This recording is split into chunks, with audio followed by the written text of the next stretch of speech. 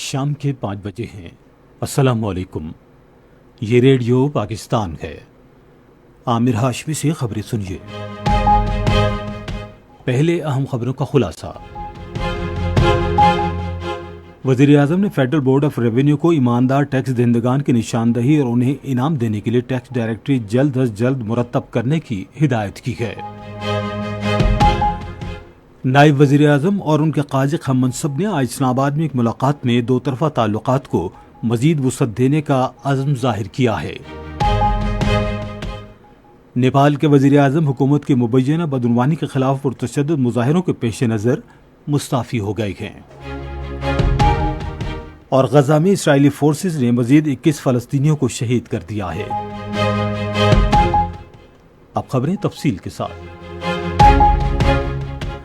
وزیر اعظم شہباز شریف نے federal board of revenue کو ہدایت کی ہے کہ ٹیکس دہندگان کی آمدن اور سیلز ٹیکس پیئر ڈائریکٹری مرتب کرنے کا عمل تیز کیا جائے، جس کا مقصد ذمہ دار ٹیکس دہندگان کا اعتراف کرنا اور انہیں اعزاز دینا ہے۔ انہوں نے یہ ہدایات آج اسلام آباد میں ایف بی آر سے متعلق امور کے اعلیٰ سطح کے اجلاس کی صدارت کرتے ہوئے دیں۔ وزیر اعظم نے کہا کہ باقاعدگی سے ٹیکس ادا کرنے والے ذمہ دار شہری معیشت میں ریڑھ کی ہڈی کی حیثیت رکھتے ہیں۔ انہوں نے کہا کہ ٹیکس دہندگان کی قومی ترقی میں کردار کے اعتراف اور ٹیکس چوروں کے خلاف سخت کارروائی سے ٹیکس کا دائرہ کار بڑھانے میں مدد ملے گی۔ شہباز شریف نے ایف بی آر سے کہا کہ وہ کاروبار کے لیے سازگار ماحول پیدا کریں تاکہ ٹیکس دہندگان کو تمام ممکنہ سہولتوں کی فراہمی یقینی بنائی جا سکے۔ انہوں نے ٹیکس چوروں کی نشاندہی اور ان سے واجبات کی وصولی کے لیے پیشہ ورانہ عملہ بھرتی کرنے کی ہدایت کی۔ انہوں نے ایف بی آر کے وسائل اور نجی شعبے کی مہارت سے مکمل استفادہ کرنے کی ضرورت پر زور دیا تاکہ ٹیکس چوروں میں ملوث افراد اور کمپنیوں کی نشاندہی کی جا سکے۔ انہوں نے ٹیکس چوری کے خلاف حکومتی اقدامات سے متعلق عوامی آگاہی مہم شروع کرنے کی بھی ہدایت کی۔ پاکستان اور قازقستان نے دو طرفہ تعلقات مزید وسعت دینے کا پختہ عزم کا اظہار کیا ہے۔ اس عزم کا اظہار نائب وزیر اعظم اسحاق ڈار اور ان کے قازقستان کے ہم منصب مرات نورتیلو نے آج اسلام آباد میں وفود کی سطح پر بات چیت کے دوران کیا۔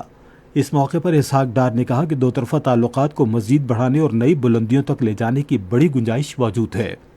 انہوں نے کہا کہ پاکستان خطے میں امن، استحکام، ترقی اور خوشحالی کا بڑا حامی ہے۔ انہوں نے کہا کہ پاکستان قازقستان اور دیگر وسطی ایشیائی ریاستوں کے ساتھ مضبوط شراکت داری کا خواہش مند ہے۔ اس موقع پر قازقستان کے نائب وزیر اعظم نے کہا کہ دونوں ملکوں کے درمیان قابل اعتماد دوستی اور شراکت داری کی جڑیں مضبوط ہیں۔ انہوں نے کہا کہ پاکستان اور قازقستان کے تعلقات آزمودہ ہیں اور انہیں مزید وسعت دینے کی بڑی گنجائش موجود ہے۔ بعد میں نائب وزیر اعظم اور ان کے قاضی ہم منصب نے دونوں ملکوں کی امور خارجہ کی وزارتوں کے درمیان تعاون کے ایک لائحہ عمل پر دستخط کیے۔ قازقستان کے وزیر ٹرانسپورٹ نورلان سوران بایف کی قیادت میں ایک وفد نے آج اسلام آباد میں بحری امور کی وزارت کے حکام سے مذاکرات میں بندرگاہوں اور علاقائی رابطوں میں تعاون مضبوط بنانے پر تبادلہ خیال کیا۔ قازقستان کے وزیر ٹرانسپورٹ نے بحری تعاون کو وسعت دینے اور پاکستان کے ساتھ طویل المدتی تعاون بڑھانے میں گہری دلچسپی کا اظہار کیا۔ اس موقع پر وفاقی سیکرٹری سید ظفر علی شاہ نے سڑک، ریل اور سمندری راستوں کے ذریعے وسطی ایشیا کو بحر عرب سے ملانے والی پاکستانی بندرگاہوں اور کثیر جہتی راہداریوں پر تعاون کے مواقع پر تبادلہ خیال کیا۔